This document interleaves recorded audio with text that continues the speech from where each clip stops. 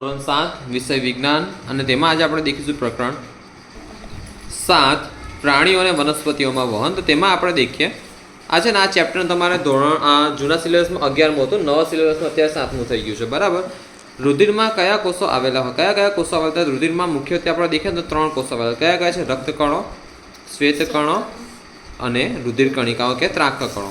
જો રુધિર કણિકાઓને શું કહેવાય? ત્રાક કણો પણ કહેવાય. જો કયા કોષો આવેલા તો કે રક્તકણો, બોલો તો રક્તકણો, શ્વેતકણો, રુધિર કણિકાઓ કે ત્રાક કણો. રક્તકણો, શ્વેતકણો, ત્રાક કણો.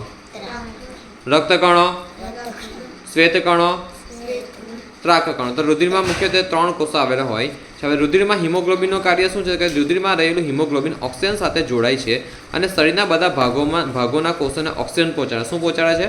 ઓક્સિજન પહોંચાડે છે. મતલબ કે રુધિરમાં જે પણ હિમોગ્લોબિન રહેલું તે કોની સાથે જોડાશે? હિમોગ્લોબિન ઓક્સિજન સાથે જોડાશે અને ઓક્સિજન સાથે જોડાઈને શરીરના બધા ભાગોના કોષોને શું પૂરું પાડે છે? ઓક્સિજન પૂરું પાડે છે. રુધિરમાં રહેલા શ્વેતકણોનું કાર્ય શું છે? કે રુધિરમાં રહેલા શ્વેતકણો શરીરમાં પ્રવેશતા રોગના જંતુઓ સામે. હવે જો અત્યારે રોગના જંતુઓ શરીરમાં કેમ ના પ્રવેશે? એ બધાને ખબર જ છે, હે ને? કોઈ એમ કે છીંક ખાધી, હા છી, તેની છીંકમાંથી હજારો બેક્ટેરિયા બહાર નીકળે અને તે બેક્ટેરિયા બેક્ટેરિયા છે, વાયરસ છે, સમથિંગ બહાર નીકળે અને એ બહાર નીકળે પછી ક્યાં જાય? નાક મારફતે, મોં મારફતે, તો આંખ મારફતે, કાન મારફતે ક્યાં જાય? આપણા શરીરમાં જાય. આપણા શરીરમાં જાય તો પહેલાં જે દેખો આપણા શરીરમાં પ્રવેશે અને આ જે રોગના જંતુઓ છે તો તેમનો સામનો કરી શરીરને કોણ મુક્ત કરે છે? શ્વેતકણો. શું કરે છે?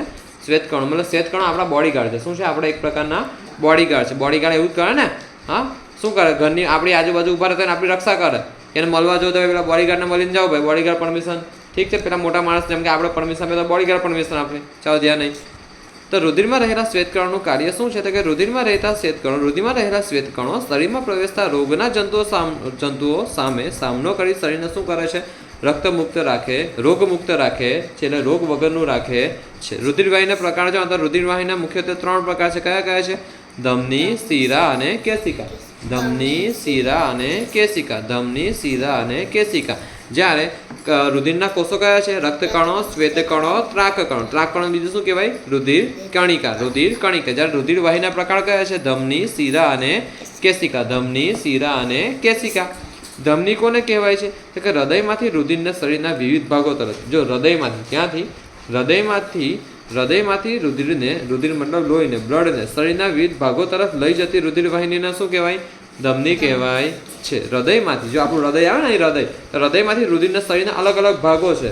જેમ કે આપણા આંતરડા છે, પછી આપણે સિમ્પલ વાત કરીએ તો આપણું હાથ છે, પગ છે, પેટ છે, અલગ અલગ ભાગો છે બધા, છે ને? આંખ છે, નાક છે, મગજ છે. તો ત્યાં સુધી રુધિર લઈ જાય તેને શું કહેવાય? ધમની કહેવાય. શું કહેવાય? ધમની કહેવાય. જ્યાં શિરા કોને કહેવાય? શરીરના વિવિધ ભાગોથી, શરીરના અલગ અલગ ભાગોમાંથી, જેમ કે અત્યારે રુધિર આપણે આંખને બધા સુધી પહોંચી ગયું, પણ તે ભાગથી આપણે હૃદય તરફ રુધિર જે લઈ જાય તેને શું કહેવાય? શિરા કહેવાય. શું કહેવાય? શિરા. કે શરીરના વિવિધ ભાગોમાંથી રુધિરને હૃદય તરફ લઈ જતી રુધિરવાહિનીને શું કહેવાય? શિરા કહેવાય. શરીરના, બોલો મારી સાથે, શરીરના વિવિધ ભાગોમાંથી રુધિરને હૃદય તરફ લઈ જતી રુધિરવાહિનીને શિરા કહેવાય છે. શરીરના વિવિધ ભાગોમાંથી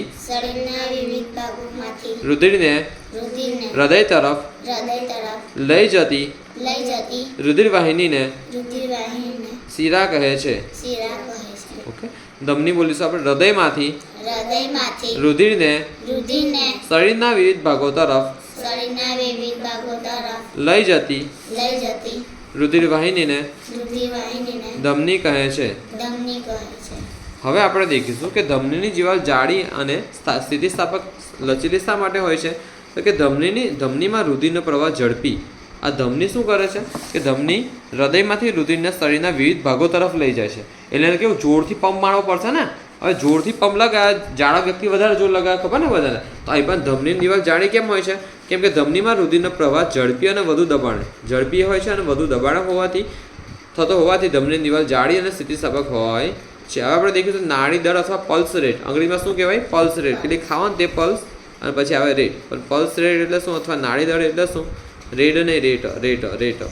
તો કે 1 મિનિટમાં થતા નાડી ધબકાર. હવે તમારે જો આ હાથની નસ છે બરાબર, તો આ નસે તમે એમ કે ધબકારા ગણો તો 1 મિનિટમાં કેટલા ધબકારા થાય છે તો તે સંખ્યાને શું કહેવાય? નાડી દર. કે 1 મિનિટમાં થતા નાડી ધબકારની સંખ્યાને નાડી દર કહેવાય છે. ફરીથી કહું છું, 1 મિનિટમાં થતા નાડી ધબકારની સંખ્યાને શું કહેવાય? નાડી દર.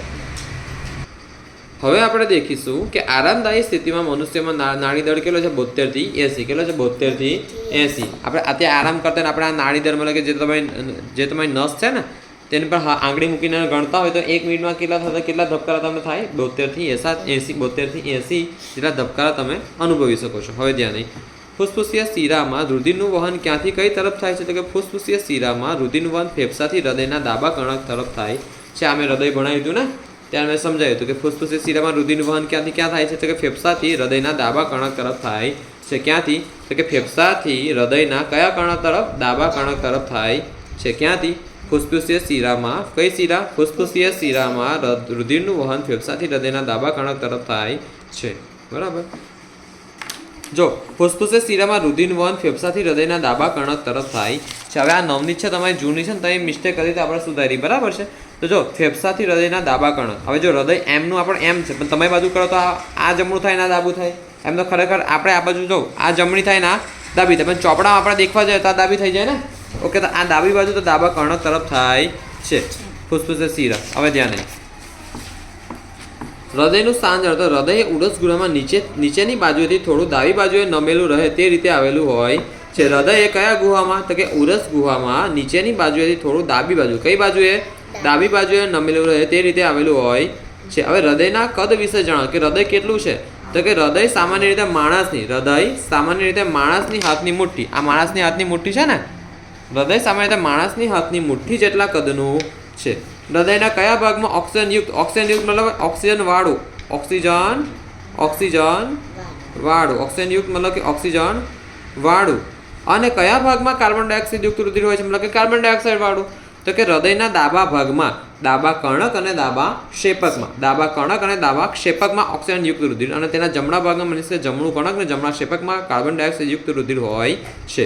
જો હૃદયના ડાબા કર્ણક અને ડાબા ક્ષેપકમાં ઓક્સિજન વાળું રુધિર, હૃદયના ડાબા કર્ણક અને ડાબા ક્ષેપકમાં ઓક્સિજન વાળું રુધિર, જ્યારે હૃદયના જમણા કર્ણક અને જમણા ક્ષેપકમાં કાર્બન ડાયોક્સાઇડ વાળું રુધિર હોય છે. ફરીથી કહું છું, હૃદયના ડાબા કર્ણક અને ડાબા ક્ષેપકમાં ઓક્સિજન વાળું રુધિર, જ્યારે હૃદયના જમણા કર્ણક અને જમણા ક્ષેપકમાં કેવું રુધિર હોય છે? કાર્બન ડાયોક્સાઇડ વાળું રુધિર હોય છે. આખું હૃદય પર મેં તમને ભણાવ્યું હતું, ખબર ને, માનવ હૃદય વિશે. હવે આપણે દેખીશું આગળ. ચાલો, જો ડાબા ભાગમાં મતલબ કે ડાબા કર્ણક અને ડાબા ક્ષેપકમાં ઓક્સિજન યુક્ત રુધિર મતલબ કે ઓક્સિજન વાળું રુધિર અને તેના જમણા ભાગમાં જમણા કર્ણક અને જમણા ક્ષેપકમાં કાર્બન ડાયોક્સાઇડ વાળું લોહી અથવા રુધિર અથવા બ્લડ હોય છે. રુધિર કેશિકાઓ કોને કહેવાય છે? તો કે પેશીઓ પાસે ધમનીઓની નાની વાહિકાઓ અને શિરાઓને ધમનીઓ અને શિરાઓ અથવા ધમનીની નાની વાહિકાઓ અને શિરાઓને જોડતી વધુ પાતળી અથવા બારીક નળીઓને રુધિર કેશિકાઓ કહેવાય છે ને. આ ધમની છે અને શિરા જોડાઈને જે પણ તમને નળીઓ બને છે અને શું કહેવાય? રુધિર કેશિકા. શું કહેવાય? રુધિર કેશિકા. શું કહેવાય? અને રુધિર કેશિકા. હવે ધ્યાન નહીં, ચાલો મનુષ્યના ઉત્સર્જન તંત્રના અવયવો જણાવો. તો આપણે ઉત્સર્જન તંત્ર સરસ ભણ્યા છે કે એક છે મૂત્રપિંડ, જેને અંગ્રેજીમાં શું કહેવાય? કિડની. શું કહેવાય? કિડની. મૂત્રવાહિની, જેને યુરેટર કહેવાય. શું કહેવાય? યુરેટર.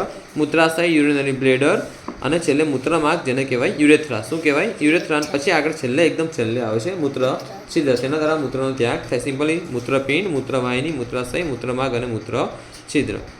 મૂત્રપિંડ, મૂત્રવાહિની, મૂત્રાશય, મૂત્રમાર્ગ અને મૂત્ર છિદ્ર. તો આ 15 સવાલ તમારે યાદ રાખવાના છે ને. આવતીકાલે 15નો ટેસ્ટ 15નો ટેસ્ટ રહેશે ને, 1 થી 6 અને 7 થી 15 મતલબ 1 થી 15નો આવતીકાલે ટેસ્ટ રહેશે, જે ભૂલાય નહીં છે ને. ઇઝી ક્વેશ્ચન છે, જરાય અઘરું છે નથી, પણ વાંચવાનું છે વારંવાર છે ને. તો 3 વખત ઘરે, 3 નહીં 2 વખત ઘરેથી લખવાનું છે, ખાલી 2 જ વખત, અને મોડે કરવાનું છે ક્લાસ પૂરો.